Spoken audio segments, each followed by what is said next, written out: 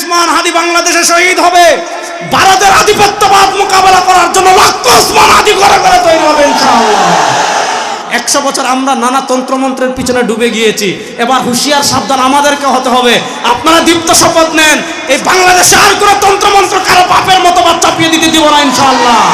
এই বাংলাদেশে দিল্লির আধিপত্যবাদকে আর চলতে দেব না ইনশাআল্লাহ। এই বাংলাদেশে ভারতের গোলামি আর চলবে না ইনশাআল্লাহ। এই বাংলাদেশে আব্রাহাম লিঙ্কনের আদর্শ আর চলবে না ইনশাআল্লাহ।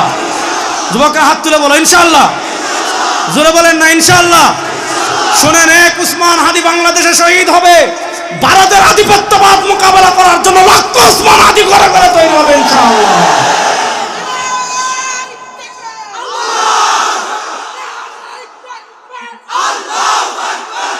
আমরা ক্ষমতায় গেলে মদিনার ইসলামের রাষ্ট্র পরিচালনা করব। আরে বেটা, মদিনার ইসলামে আব্রাহাম লিঙ্কনের গণতন্ত্র নাই, মদিনার ইসলামে ধর্মনিরপেক্ষতা নাই, মদিনার ইসলামে ব্রিটিশ প্রবর্তিত বিচার ব্যবস্থা নাই, মদিনার ইসলামে চাঁদাবাজি নাই, মদিনার ইসলামে খুন নাই, মদিনার ইসলামে ধর্ষণ নাই, মদিনার ইসলামে দুর্নীতি নাই, মদিনার ইসলামে টাকা পাচার নাই। যারা একদিকে বলবে মদিনার ইসলাম, আর একদিকে আব্রাহাম লিঙ্কনের আদর্শ প্রতিষ্ঠা করতে চাইবে, ধর্মনিরপেক্ষতা প্রতিষ্ঠা করতে চাইবে, চাঁদাবাজি করবে, দুর্নীতি করবে, এরা মদিনার ইসলাম না শয়তানের ইসলাম প্রতিষ্ঠা করতে চায়। সুতরাং প্রকৃত মদিনার ইসলাম তাই যেখানে ঘর থেকে নিয়ে সংসদ পর্যন্ত সবকিছু আল্লাহর কোরআনের বিধানে পরিচালিত হবে ইনশাআল্লাহ। এজন্য আল্লাহর কোরআনের বিধান বাংলাদেশের ঘর থেকে নিয়ে সংসদ পর্যন্ত প্রতিষ্ঠা হোক। তরুণরা একমত আছেন না ইনশাআল্লাহ? জেনজি একমত আছেন না ইনশাআল্লাহ? আপনারা গণতন্ত্র দেখেছেন, ধর্মনিরপেক্ষতা দেখেছেন, সমাজতন্ত্র দেখেছেন, ন্যাশনালিজম দেখেছেন, সব বাংলাদেশে ফেল। একটা মন্ত্র বাকি আছে, এটার নাম ইসলাম। বলেন, একটা মন্ত্র বাকি আছে, এটার নাম, যুবকরা জুড়ে বলেন, একটা মন্ত্র বাকি আছে, এটার নাম ইসলামকে বাংলাদেশের রাষ্ট্র ক্ষমতায় দেখার জন্য প্রস্তুত আছেন তো সবাই ইনশাআল্লাহ? ইসলামকে রাষ্ট্র ক্ষমতায় দেখার জন্য প্রস্তুত আছেন তো ইনশাআল্লাহ? আজকের এই মাহফিলে বিশ্ব ইসলামী রাজনীতির অন্যতম অগ্রদূত মুফতি সৈয়দ রেজাউল করিম পীর সাহেব চরমনায় আসবেন। আধিপত্যবাদ বিরোধী সংগ্রামের অন্যতম মহাপুরুষ আল্লামা মাহমুদুল হক সাহেব আসবেন। তারা যেই ডিরেকশন আপনাকে দিবেন, তারা যেই পথ আপনাদেরকে দেখাবেন, প্রস্তুত আছেন তো তারুণ্য ইনশাআল্লাহ? প্রস্তুত আছেন তো তারুণ্য ইনশাআল্লাহ? নারায়ে তাকবীর। বিসমিল্লাহির রহমানির রহিম। আলহামদুলিল্লাহি রাব্বিল আলামিন ওয়াল আকিবাতু লিল মুত্তাকিন ওয়াসসালাতু ওয়াসসালামু আলা আশরাফিল আমবিয়া ওয়াল মুরসালিন ওয়া আলা আলিহি ওয়া সাহবিহি আজমাইন, আম্মা বা'দ। قال الله تبارك وتعالى هو الذي أرسل رسوله بالهدى ودين الحق ليظهره على الدين كله ولو كره المشركون. وقال رسول الله صلى الله عليه وسلم الإسلام يعلو ولا يعلى أو كما قال عليه الصلاة والسلام. আল্লাহ রব্বুল ইজ্জত ওয়াল জালালের লাখ কোটি শুকরিয়া আদায় করছি। আল্লাহ তাআলা আমাদেরকে অত্যন্ত দয়া করে, মায়া করে খতীবুল উম্মাহ, বাংলাদেশের লক্ষ কোটি তাওহীদি জনতার অত্যন্ত প্রাণের মানুষ, একান্ত মানুষ, আপন মানুষ মাওলানা হাফিজুর রহমান সিদ্দিকী কুয়াকাটা হাফিজাহুল্লাহ প্রতিষ্ঠিত জামিয়া তালিমিয়া ঢাকার আজকের এই বার্ষিক সালানা ইজলাসে জুমার নামাজের পর আসরের আগে সাধারণত মানুষ এ সময় বিশ্রাম করে, খাবার খায়। আল্লাহ তাআলা এই সময় আমাদের এই বিশাল সংখ্যক মানুষকে আল্লাহ দ্বীনি মাহফিলে উপস্থিত হওয়ার তৌফিক দান করেছেন। আমরা সবাই একবার আল্লাহ রাব্বুল ইজ্জত ওয়াল জালালের দরবারে অন্তরের অন্তঃস্থল থেকে কালেমাতুশ শুকর আদায় করি, আলহামদুলিল্লাহ। ভাই, আমি তো টাকা চাই না, কিন্তু কিপটামি করার দরকার আছে? বলেন, মন খুলে উচ্চ আওয়াজে সবাই একবার পড়েন আলহামদুলিল্লাহ। আমি কোনো ধরনের ভূমিকা ছাড়া আমার কথা শুরু করছি। ছোট্ট ছোট্ট কয়েকটা কথা বলে আমি আপনাদের থেকে বিদায় নেব ইনশাআল্লাহ।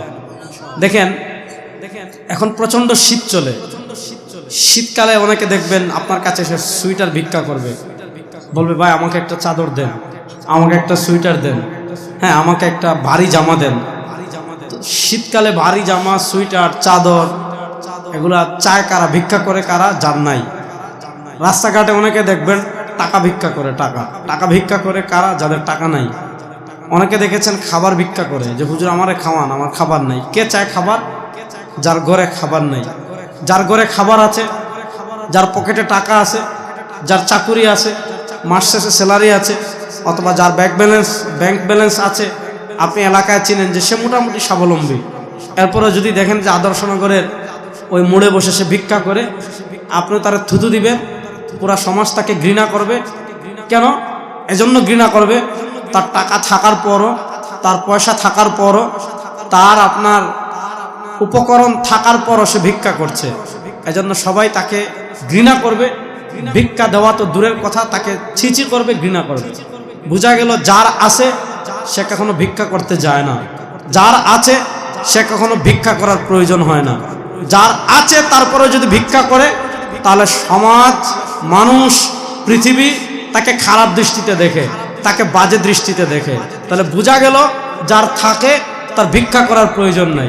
এবার পরের কথাটা বুঝেন, আমার সাথে সবাই বলেন ইসলাম। জোরে বলেন, জোরে বলেন ইসলাম। আরো জোরে বলেন ইসলাম পরিপূর্ণ। বলেন ইসলাম পরিপূর্ণ। আরো জোরে বলেন ইসলাম পরিপূর্ণ। যাবতীয় সব সমস্যার সমাধান। ঘর কেমনে চলবে, বাড়ি কেমনে চলবে, ওয়াজ কেমনে চলবে, খানকা কেমনে চলবে, মসজিদ কেমনে চলবে, মাদ্রাসা কেমন চলবে, সমাজ কেমনে চলবে, ব্যবসা কেমনে চলবে, রাজনীতি কেমনে চলবে, রাষ্ট্র কেমনে চলবে, অর্থনীতি কেমনে চলবে, বিচার কেমনে হবে, সংবিধান কেমন হবে, আধিপত্যবাদ মোকাবেলার জন্য ঐক্যবদ্ধ কেমন হবেন, হ্যাঁ, পৃথিবীতে ইসলামকে বিজয় করার জন্য কি কি করবেন, বাতিলের মোকাবেলা করার জন্য কি কি করবেন, ঘর থেকে নিয়ে রাষ্ট্র, জীবন থেকে নিয়ে মৃত্যু, সব কিছু কেমনে চলবে ইসলামে আছে না নাই? জোরে বলেন ইসলামে আছে না নাই? আরে ভাই, যার ঘরে খাবার আছে তার ভিক্ষা করার প্রয়োজন নাই, যার পোশাক আছে তার ভিক্ষা করার প্রয়োজন নাই। আমাদের ইসলামে ঘর কেমনে চলবে এটাও আছে, সমাজ কেমনে চলবে এটাও আছে, রাজনীতি কেমনে হবে এটাও আছে, সমাজ কেমনে চলবে এটাও আছে, রাষ্ট্র কেমনে চলবে ওইটাও আছে, বিচার কেমনে চলবে ওইটাও আছে। সুতরাং ইসলামে সবকিছু আছে। আমরা ইহুদিবাদের কাছে ভিক্ষা করার জন্য যাওয়া লাগবে না, আমেরিকার কাছে ভিক্ষা করার জন্য যাওয়া লাগবে না, আব্রাহাম লিঙ্কনের কাছে ভিক্ষা করার জন্য যাওয়া লাগবে না। তারা আদর্শ ভিক্ষা করার জন্য আমাদের কাছে আসবে, আমরা যাব না।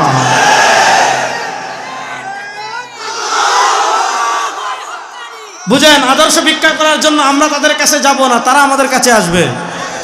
কিন্তু এখানে পেশটা লাগে কোথায় শুনেন? মুসনাদে আহমদের একটা হাদিস পড়ি, মুসনাদে আহমদের একটা হাদিস পড়ি, হাদিসের ব্যাখ্যা করে বিদায় নেব। হযরত আবু উমামা বাহিলি রাদিয়াল্লাহু তাআলা আনহু থেকে হাদিস এসেছে, আল্লাহ রাসূল সাল্লাল্লাহু আলাইহি ওয়াসাল্লাম বলেন, লাতুন কাযান্না উরাল ইসলাম উরওয়াতান উরওয়া ইদান তাকাযাত মিনহুন্না উরওয়া তাশাব্বাসান নাস বিল্লাতী তালিহা আউয়ালুহুন্না নাকদান আল হুকম ওয়া আখিরুহুন্না নাকদান আস-সালাহ। আল্লাহ রাসূল সাল্লাল্লাহু আলাইহি ওয়াসাল্লাম বলেন, এখানে দেখেন আমি বসে আছি, চেয়ারের খুঁটি আছে, এখানে প্যান্ডেল করেছেন, প্যান্ডেলের খুঁটি আছে, চেয়ারের হাতল আছে। ইসলামের অনেকগুলা স্তম্ভ আছে, ইসলামের অনেকগুলা খুঁটি আছে, ইসলামের অনেকগুলা হাতল আছে। রাসূল করিম সাল্লাল্লাহু আলাইহি ওয়াসাল্লাম বলেন, এই যে সিদ্দিকী সাহেব এত বিশাল প্যান্ডেল করেছে ওনার মাদ্রাসা, আপনি মধ্যখান থেকে যদি একটা পিলার তুলে ফেলেন তাহলে প্যান্ডেলের তেমন সমস্যা হবে না, কিন্তু একটু দুর্বলতা আসবে। আরেকটা তুলবেন, আরেকটু কমবে, আরেকটা তুলবেন, প্যান্ডেল মধ্যখানে ভেঙে পড়ে যাবে। আপনি একটা চেয়ারের পিলার যদি হাতল না থাকে, আপনি চেয়ার খাড়া করে রাখতে পারবেন, কিন্তু আপনি বসতে পারবেন না। চেয়ারে বসলে ধপাস করে চেয়ার পড়ে যাবে। মনোযোগ। ঠিক তেমনিভাবে ইসলাম অনেকগুলো স্তম্ভের উপর দাঁড়িয়ে আছে, ইসলাম অনেকগুলো পিলারের উপর দাঁড়িয়ে আছে, ইসলাম অনেকগুলো হাতলের উপর দাঁড়িয়ে আছে।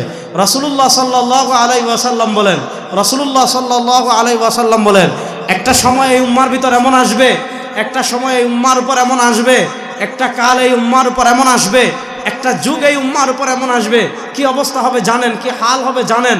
লাতুন কাযান্না উরাল ইসলাম উরওয়াতান উরওয়া, ইসলামের স্তম্ভ, ইসলামের হাতল, ইসলামের খুঁটি একটা একটা একটা একটা করে ভেঙে ফেলা হবে। ইদান তাকাদাত মিনহুন্না উরওয়া, একটা স্তম্ভ ভেঙে ফেলা হবে। তাশাব্বাসান নাস বিল্লাতী তালিহা, মানুষ পরেরটা ধরবে, আরেকটা ভাঙবে, মানুষ পরেরটা ধরবে, আরেকটা ভাঙবে, মানুষ পরেরটা ধরবে। এভাবে একটা ভাঙবে, মানুষ মনে করবে দূর একটা ভাঙছে, বাকি সব তো আছে, সমস্যা নাই। আরেকটা ভাঙবে, মানুষ বলবে আরেকটা ভাঙছে, সমস্যা নাই, বাকিগুলো তো আছে। মানুষ বলবে আরেকটা ভেঙেছে, সমস্যা নাই, বাকিগুলো আছে। এভাবে একটা একটা একটা একটা করে ইসলামের সব হাতল ভেঙে ফেলা হবে। সর্বপ্রথম ইসলামের কোন হাতল ভাঙ্গা হবে? আউয়ালুহুন্না নাকদান আল হুকুম, ইসলামের প্রথম যে হাতল ভাঙ্গা হবে সেটা হলো পাওয়ারের জায়গা থেকে, ক্ষমতার জায়গা থেকে, রাজত্বের জায়গা থেকে, হুকুমের জায়গা থেকে ইসলামকে দূরে সরিয়ে ফেলা হবে। আচ্ছা, আমি আপনাদেরকে কয়েকটা উদাহরণ দিই, তাহলে আপনারা আরো সহজে বুঝবেন। আপনি গিয়েছেন, সবাই এরকম হাত তুলেন তো, বিসমিল্লাহ। হাত কয়টা? যাদের একটা হাত তারা কথা বলবেন না, যাদের দুইটা হাত সবাই বলবেন। হাত কয়টা? বলেন না। হাত কয়টা? জোরে বলেন না। হাত কয়টা? সিদ্দিকী সাহেব হুজুরের যদি সিন্নি দেখি না, আমি জানি না, আসলে দেবে না, আমাদের এই সিস্টেম নাই যে আপনারে। অথবা খাবার যদি খাওয়ায়, অথবা আপনি রেস্টুরেন্টে খাচ্ছেন, ভাত খাবেন কোন হাতে, পানি খাবেন কোন হাতে? আমাদের দেশের মানুষ সিগারেটটা খায় কোন হাতে? ডাইন হাতে। মনোযোগ দিয়া বুঝেন ভাই, হাত তো দুইটা সমান, হাত তো দুইটা সমান। এই হাত দিয়ে যা করতে পারেন, এই হাত দিয়ে তাও করতে পারেন। এই হাতে 5 আঙ্গুল, এই হাতেও 5 আঙ্গুল, এই হাতে 5টা নখ, এই হাতেও 5টা নখ। প্রশ্ন হলো, হাত দুইটা সমান হওয়ার পরও আপনি ডান হাতে খাচ্ছেন কেন, বাম হাতে খাচ্ছেন না কেন? হাত দুইটা সমান হওয়ার পরও আপনি বাম হাতে ইস্তিনজা করছেন, ডান হাতে ইস্তিনজা করছেন না কেন? ডান হাতে কেন খাচ্ছেন, কেন ইস্তিনজা করছেন না? বাম হাতে কেন ইস্তিনজা করছেন, ডান হাতে কেন করছেন না? আপনাকে যদি জিজ্ঞাসা করে, আপনি উত্তর দিবেন সহজ। কি উত্তর? যে আমাদের নবী সরওয়ারে দু আলম জনাবে মুহাম্মদুর রাসূলুল্লাহ সাল্লাল্লাহু আলাইহি ওয়াসাল্লাম আমাদেরকে শিক্ষা দিয়েছেন, ডান হাতে খেতে হবে, ডান হাতে পান করতে হবে। বাম হাতে খাওয়া যাবে না, বাম হাতে পান করা যাবে না। আমাদের নবী আমাদেরকে শিখিয়েছেন, বাম হাতে ইস্তিনজা করতে হবে, ডান হাতে করা যাবে না। আলহামদুলিল্লাহ, গুড। আপনি খাবারের ক্ষেত্রে কোন হাতে খাবেন, কোন হাতে খাবেন না, কোন হাতে ইস্তিনজা করবেন, কোন হাতে ইস্তিনজা করবেন না, এই ক্ষেত্রে আপনি নবীর শিক্ষা মানছেন, নবীর আদর্শ মানছেন। আলহামদুলিল্লাহ। মনে করেন আপনি একটা এলাকায় গিয়েছেন, রাঙ্গামাটির কোনো পাহাড়ে গিয়েছেন, কক্সবাজারের কোনো বিচে গিয়েছেন, আপনি ওদিকে গিয়ে খাগড়াছড়ির কোনো পাহাড়ে গিয়েছেন।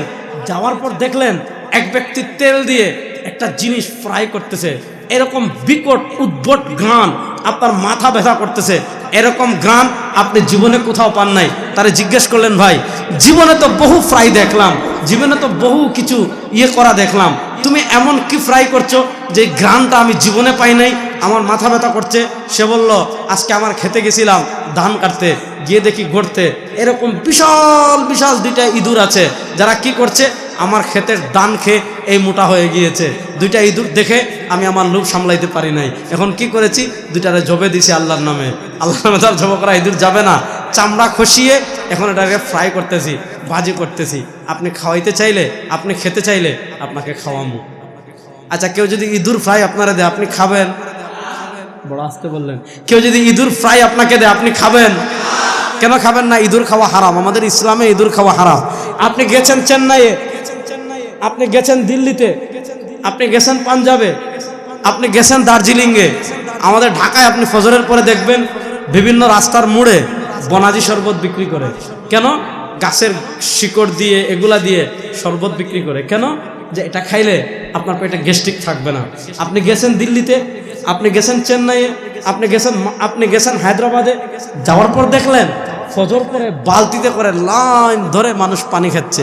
আপনি মনে করছেন হয়তো দামি কোনো পানি, নাহলে পানি খাওয়ার জন্য এরকম লাইন ধরে কেন? আপনি কৌতূহল নিয়ে লাইনে দাঁড়াইছেন, জিজ্ঞাসা করেছেন, ভাই কি খাচ্ছেন? বলল, আমাদের মহান প্রভু গরু, উনি সারা রাত তার পবিত্র জিনিস খসিয়েছেন, পেশাব করেছেন। যেহেতু প্রভুর পবিত্র জিনিস, এটা আমরা নিচে ফালাই নাই, বালতিতে সংরক্ষণ করছি। এখন বরকত মনে করে আমরা ফজরের পর দিনের সূচনায় প্রথমে ভাতও খাচ্ছি না, চাও খাচ্ছি না, মধুও খাচ্ছি না, বিস্কুটও খাচ্ছি না। আমাদের মহান প্রভু গরু যা সারা রাত্রে খসিয়েছেন সেটা আমরা পান করছি। আচ্ছা বলেন, তারা যদি গরুর পেশাব আপনারা দে, গরুর পেশাব খাবেন? কেন? গরুর পেশাব খাওয়া, ও জোরে, আপনারা ভাত খান নাই মনে হয় এখনো, তা আমিও খাই না, জুড়ে বলেন, গরুর পেশাব খাওয়া হারাম। বলেন, গরুর পেশাব খাওয়া, এজন্য আমরা গরুর পেশাব খাই। আপনি গেছেন কোনো পিকনিক স্পটে, গিয়ে দেখলেন লাল টকটকা গুস্ত, এরকম লাল গুস্ত জীবনে দেখেন নাই। জিজ্ঞেস করলেন, ভাই কিসের গুস্ত খাচ্ছেন? জিজ্ঞেস করলেন, ভাই কিসের গুস্ত খাচ্ছেন? বলল, আমাদের এলাকায় একটা বুড়া বানর আছে, সারা শরীরের পশম পড়ে গিয়েছে, বুড়া হয়ে গিয়েছে, এটারে জবে করছি, এটার গুস্ত ফ্রি রান্না করে খাওয়াচ্ছি, এজন্য বানরের গুস্ত লাল। আপনি খাবেন? আপনি খাবেন? তাহলে বোঝা গেল আপনি বাম হাতে খান না, নবী নিষেধ করেছেন। আপনি ডান হাতে ইস্তেঞ্জা করেন না, নবী নিষেধ করেছেন। কোন হাতে খাবেন এটা আমার নবীর আদর্শে আছে। কি খাবেন আমার নবীর আদর্শে আছে। আজকে হাফিজুর রহমান সিদ্দিকী সাহেবের ওয়াজ মাহফিলে আসছেন, এখানে ওনার ইমামতিতে জুমার নামাজ হয়েছে, এই এলাকার এখানে হাজার হাজার মানুষ সমবেত হয়েছে। বলেন এই হাজার হাজার মানুষের ভিতর একটা মানুষ কি শর্ট প্যান্ট পরে আসছে? সে জানে এখানে শর্ট প্যান্ট পরে আসা যাবে না, এটা গুনাহ।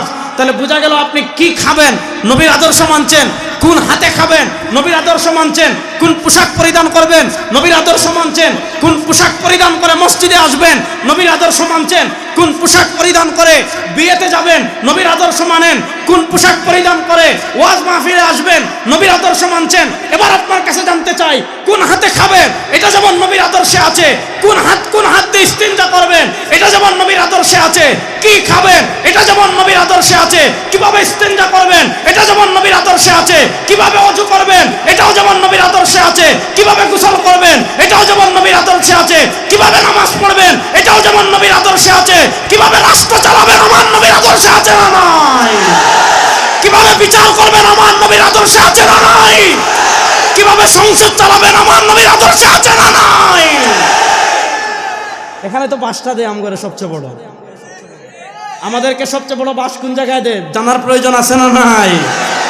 আপনাদেরকে বলবে আপনি খাবার খাচ্ছেন, ইসলাম মানেন, আমার কোনো সমস্যা নেই, খুশি তারা। আপনার খাবারের ক্ষেত্রে ইসলাম মানবেন, আপনার 16 ডেক বিরিয়ানি লাগে 20 ডেক দিবে, যান 4 ডেক বেশি দিলাম খান। আপনার খাবারের ক্ষেত্রে জিলাপি লাগে 16 মন, আপনারা 4 মন বাড়িয়ে দিবে, যান আপনারা 20 মন দিলাম খান। তারা বলে আপনি ইসলাম রাখেন খাবারে, তারা বুঝাতে চায় আপনি ইসলাম রাখেন পোশাকে, তারা বুঝাতে চায় আপনি ইসলাম রাখেন জিলাপিতে, তারা আপনাকে বুঝাতে চায় ইসলাম রাখেন সিন্নিতে। খবরদার, খাবারের বাহিরে, পোশাকের বাহিরে, ঘরের বাহিরে, পরিবারের বাহিরে, খবরদার রাষ্ট্রে কখনো ইসলাম আনা যাবে না। নাউজুবিল্লাহ বলেন। এর প্রমাণ বাংলাদেশে কেমনে আমি বুঝাই। আমাদের বাংলাদেশের একটা জবরদস্ত আইন আছে, মুসলিম পারিবারিক আইন। খুবই ভালো কথা, আলহামদুলিল্লাহ। মুসলিম পারিবারিক আইন মানে কি? মনোযোগ, যুবকরা ভালো করে শুনবেন। মুসলিম পারিবারিক আইন মানে কি? মুসলিম পারিবারিক আইন তারা বলে, কোন পুরুষ যদি বিয়ে করতে চায়, বিয়ের যাবতীয় মাসআলার সমাধান হবে ইসলাম অনুযায়ী। ভালো, কোন পুরুষ অথবা মহিলা বনিবনা হচ্ছে না, এমন পর্যায়ে চলে গিয়েছে তাদের থাকার আর কোনো সম্ভাবনা নাই, তারা সংসার বিচ্ছিন্ন করতে চাচ্ছে তালাকের মাধ্যমে। তালাক কেমনে দিবেন? মুসলিম পারিবারিক আইন বলে তালাকের ক্ষেত্রে কারো আইন প্রযোজ্য হবে না, কারো মতামত গ্রহণযোগ্য হবে না। তালাকের ক্ষেত্রে ইসলাম যেইভাবে বলেছে তালাক হবে ওইভাবে। গুড। আপনি মাদ্রাসা, মসজিদে বা ইতিমখানায় ওয়াকফ করতে চাচ্ছেন, তাহলে মুসলিম পারিবারিক আইন বলে ওয়াকফের যাবতীয় মাসআলার সমাধান হবে ইসলাম অনুযায়ী, কারো আইন চলবে না, কারো মতামত চলবে না। গুড, ভালো। আপনি ত্যায্য সম্পত্তি বন্টন করতে চাচ্ছেন, আপনার বাপ মারা গিয়েছেন, আপনার ভাই মারা গিয়েছেন, অথবা আপনার আত্মীয় স্বজনের ত্যায্য সম্পত্তি বন্টন করতে চাচ্ছেন, মুসলিম পারিবারিক আইন বলে ত্যায্য সম্পত্তি বন্টন হবে আল্লাহ কোরআনের সূরাতুন নিসা যেভাবে বলেছেন। মুসলিম পারিবারিক আইন বলে সূরাতুন নিসা যেইভাবে সম্পদ বন্টনের কথা বলেছে, বাংলাদেশের সম্পদ বন্টন এইভাবে হবে। এজন্য দেখবেন শাহবাগী যে কয়েকটা বাংলাদেশে আছে, আমি অনেক জায়গায় বলি বাংলাদেশের ঢাকায় লাওয়ারিশ কুকুর যতটা আছে, বাংলাদেশের শাহবাগী নাস্তিক ততটাও নাই। আপনি দেখবেন আমাদের দেশের নাস্তিকরা মুসলিম পারিবারিক আইনের বিরুদ্ধে বলে, কখনো নারী অধিকারের নামে, কখনো সমান অধিকারের নামে, কখনো নারী প্রগতির নামে মুসলিম পারিবারিক আইনকে তারা বাতিল করে দিতে চায়। শুনেন, সূরা নিসা দিয়েছেন আল্লাহ, সম্পদ কেমনে বন্টন হবে শিখিয়েছেন আল্লাহ। কোরআন পৃথিবীতে যতদিন থাকবে সম্পদ সূরাতুন নিসার আইনে বন্টন হবে, ব্রিটিশের আইনে বন্টন হবে না। কথা ভালো করে বুঝতে পারতেছেন তো ইনশাআল্লাহ? তাহলে এটা তো খুব ভালো যে বিয়ে হবে ইসলাম অনুযায়ী, আলহামদুলিল্লাহ। তালাক হবে ইসলাম অনুযায়ী, আলহামদুলিল্লাহ।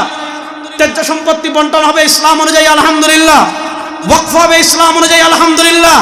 ও মুসলমান, আমি আপনাদের কাছে জানতে চাই, আমার প্রিয় তারুণ্য, আমি আপনাদের কাছে জানতে চাই, বিয়ে কেমনে করবেন এটা যেমন ইসলামে আছে, তালাক কেমনে দিবেন এটাও যেমন ইসলামে আছে, ত্যায্য সম্পত্তি বন্টন কেমনে করবেন এটাও যেমন ইসলামে আছে, ওয়াকফ কেমনে করবেন এটাও যেমন ইসলামে আছে। কেউ অপরাধ করলে বিচার কেমনে করবেন ইসলামে আছে না নাই? কেউ চুরি করলে বিচার কেমনে করবেন ইসলামে আছে না নাই? কেউ খুন করলে বিচার কেমনে করবেন ইসলামে আছে না নাই?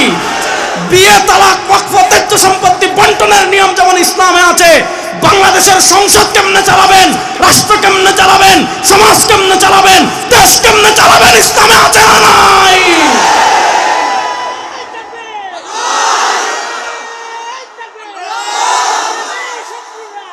ভাই বসেন বসেন। ইসলামের শত্রুরা হুঁশিয়ার, সাবধান, এগুলা বলে লাভ নাই। তারা তো হুঁশিয়ার সাবধানী মিয়া, হুঁশিয়ার সাবধান তো আমরা না। কথা বুঝেন নাই? আপনার ঘরে এক চুট ঢুকছে, আপনি দেখতেছেন আপনার শোকেস থেকে টাকা নিছে, স্বর্ণালঙ্কার নিছে, হ্যাঁ, আপনার স্ত্রীর গলায় হার আছে খুলে নিছে, আপনি চৌকিতে বসে সিগারেট টানতেছেন আর বলতেছেন চুরেরা হুঁশিয়ার সাবধান, আমি কিন্তু দেখতেছি। আপনি দেখে লাভ কি? আপনার তো সব নিয়ে গেছে।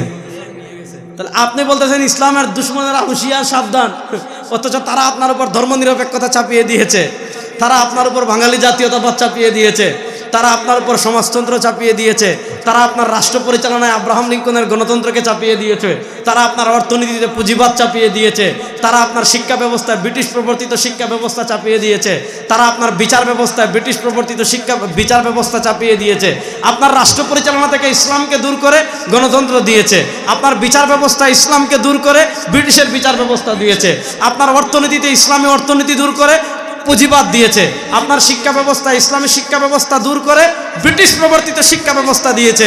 আর আপনি ওয়াজ মাহফিলে সব স্লোগান দেন ইসলামের শত্রুরা হুঁশিয়ার সাবধান। ভাই, তারা হুঁশিয়ার ও সাবধান ও যা করার করে ফেলছে। এখন হুঁশিয়ার সাবধান নিয়ে আমরা না, 100 বছর আমরা নানা তন্ত্রমন্ত্রের পিছনে ডুবে গিয়েছি। এবার হুঁশিয়ার সাবধান আমাদেরকে হতে হবে। আপনারা দীপ্ত শপথ নেন, এই বাংলাদেশে আর কোনো তন্ত্রমন্ত্র কারো বাপের মতো চাপিয়ে দিতে দিব না ইনশাআল্লাহ। এই বাংলাদেশে দিল্লির আধিপত্যবাদকে আর চলতে দেব না ইনশাআল্লাহ। এই বাংলাদেশে ভারতের গোলামি আর চলবে না ইনশাআল্লাহ। এই বাংলাদেশে আব্রাহাম লিঙ্কনের আদর্শ আর চলবে না ইনশাআল্লাহ। যুবকরা হাত তুলে বলো ইনশাআল্লাহ। জোরে বলেন না ইনশাআল্লাহ। শুনেন, এক উসমান হাদি বাংলাদেশে শহীদ হবে, ভারতের আধিপত্যবাদ মোকাবেলা করার জন্য লক্ষ উসমান হাদি করে করে তৈরি হবে ইনশাআল্লাহ।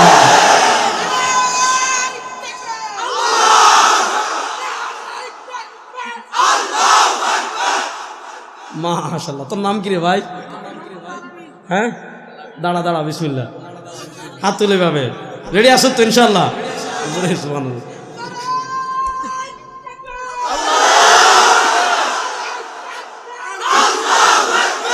হয়েছে, এখন ওয়াজ করতে দে। মাশাআল্লাহ, এই বয়সে বেড়া তুই বিয়ে শাদী করছো, এই জন্য তো তোর এত তোরে বিয়ে করাই দিতে হবে দ্রুত ইনশাআল্লাহ। খুশি খুব, মাশাআল্লাহ। কথা ভালো করে শুনেন। তাহলে আমাদের সতর্ক সাবধান হওয়ার প্রয়োজন আছে না নাই? এই শুনেন, আমি আপনাদেরকে সব সময় বলি, মুসলমান কখনো সংখ্যাধিক্যের উপর লড়াই করে না। আমাদের এটা তোমাদের এটম্বম থাকতে পারে, বাহাদুরি করবা না। আমাদের সবচেয়ে বড় এটম্বম হলো আল্লাহু আকবার। বলেন, মুসলমানদের সবচেয়ে বড় অস্ত্রের নাম আল্লাহু আকবার। আল্লাহু আকবার, আল্লাহু আকবার, আল্লাহু আকবার, নারায়ে তাকবীর, নারায়ে তাকবীর। ভারতের আধিপত্যবাদ মোকাবেলা করার জন্য প্রস্তুত আছো না নাই যুবকরা? ইনশাআল্লাহ। দিল্লির আধিপত্যবাদকে ভেঙে টুকরা টুকরা করে দেওয়ার জন্য প্রস্তুত আছেন না না? ইনশাআল্লাহ। আর দিল্লির আধিপত্যবাদ মোকাবেলার 1 নম্বর অস্ত্রের নাম ইসলাম। বলেন, দিল্লির আধিপত্যবাদ মোকাবেলার 1 নম্বর অস্ত্রের নাম ইসলাম। দিল্লির আধিপত্যবাদ মোকাবেলার 1 নম্বর অস্ত্রের নাম হলো আল্লাহু আকবার। এই আল্লাহু আকবার এতদিন আমরা ওয়াজ মাহফিলে দিয়েছি, খানকায় দিয়েছি, মিছিলে দিয়েছি। সময় আসছে প্রস্তুতি নেন ইনশাআল্লাহ। বাংলাদেশের জাতীয় সংসদে আগামীতে কারো বাপের স্লোগান হবে না, কারো নেতার স্লোগান হবে না, কারো নেত্রীর স্লোগান হবে না। আগামীর সংসদের জাতীয় স্লোগান হবে আল্লাহু আকবার। প্রস্তুত আছেন তো সবাই ইনশাআল্লাহ? বলেন না সবাই, প্রস্তুত আছেন তো সবাই ইনশাআল্লাহ? এবার আবার মূল আলোচনায় আসেন। তাহলে বিচার কেমনে হবে, এটা ইসলামে আছে না নাই? বলেন না, বলেন না, বিচার কেমনে হবে ইসলামে আছে না নাই? রাষ্ট্র কেমনে চলবে ইসলামে আছে না নাই? সমাজ কেমনে চলবে ইসলামে আছে না নাই? অর্থনীতি কেমনে চলবে ইসলামে আছে না নাই? বাসটা দে আমাদের এই জায়গায়। কেমনে বাস দে?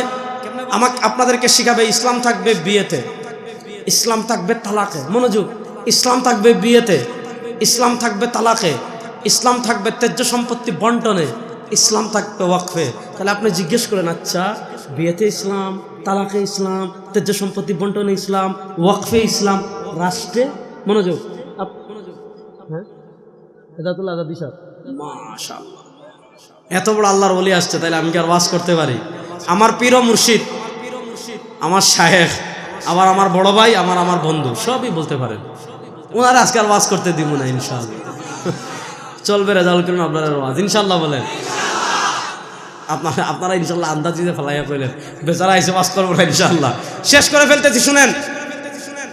আপনি যখনই বলবেন আচ্ছা বিয়েতে ইসলাম, তালাকে ইসলাম, ওয়াকফে ইসলাম, তথ্য সম্পত্তি বন্টনে ইসলাম, রাষ্ট্রে খবরদার, এখানে ইসলাম না, এখানে হজরত মাওলানা আব্রাহাম লিঙ্কন, এখানে আব্রাহাম লিঙ্কনের গণতন্ত্র। বলবেন অর্থনীতি, বলবে খবরদার এখানে ইসলামী অর্থনীতি আনা যাবে না, এখানে আমাদের পুঁজিবাদ আছে। বলবেন বিচার ব্যবস্থা, বলবে না খবরদার এখানে ইসলাম আনা যাবে না, এখানে ব্রিটিশ। বলবেন শিক্ষা ব্যবস্থা, বলবে না এখানে ইসলাম আনা যাবে না, এখানে আমাদের ব্রিটিশ প্রবর্তিত শিক্ষা ব্যবস্থা। এই 54 বছর থেকে বাসটা আমাদেরকে এই দিকে দিছে, বলে মুসলিম পারিবারিক আইনে ইসলাম, রাষ্ট্রে ইসলাম নাই, পুঁজিবাদে ইসলাম নাই, এরপরে শিক্ষা ব্যবস্থায় ইসলাম নাই। বাংলাদেশে দেখবেন খালি মদিনার ইসলাম, মদিনার ইসলাম, মদিনার ইসলাম। আমরা ক্ষমতায় গেলে মদিনার ইসলামের রাষ্ট্র পরিচালনা করব। আরে বেটা, মদিনার ইসলামে আব্রাহাম লিঙ্কনের গণতন্ত্র নাই, মদিনার ইসলামে ধর্মনিরপেক্ষতা নাই, মদিনার ইসলামে ব্রিটিশ প্রবর্তিত বিচার ব্যবস্থা নাই, মদিনার ইসলামে চান্দাবাজি নাই, মদিনার ইসলামে খুন নাই, মদিনার ইসলামে ধর্ষণ নাই, মদিনার ইসলামে দুর্নীতি নাই, মদিনার ইসলামে টাকা পাচার নাই। যারা একদিকে বলবে মদিনার ইসলাম, আর একদিকে আব্রাহাম লিঙ্কনের আদর্শ প্রতিষ্ঠা করতে চাইবে, ধর্মনিরপেক্ষতা প্রতিষ্ঠা করতে চাইবে, চান্দাবাজি করবে, দুর্নীতি করবে, এরা মদিনার ইসলাম না শয়তানের ইসলাম প্রতিষ্ঠা করতে চায়। সুতরাং প্রকৃত মদিনার ইসলাম তাই যেখানে ঘর থেকে নিয়ে সংসদ পর্যন্ত সবকিছু আল্লাহর কোরআনের বিধানে পরিচালিত হবে ইনশাআল্লাহ। এজন্য আল্লাহর কোরআনের বিধান বাংলাদেশের ঘর থেকে নিয়ে সংসদ পর্যন্ত প্রতিষ্ঠা হোক। তরুণরা একমত আছেন না ইনশাআল্লাহ? জেনজি একমত আছেন না ইনশাআল্লাহ?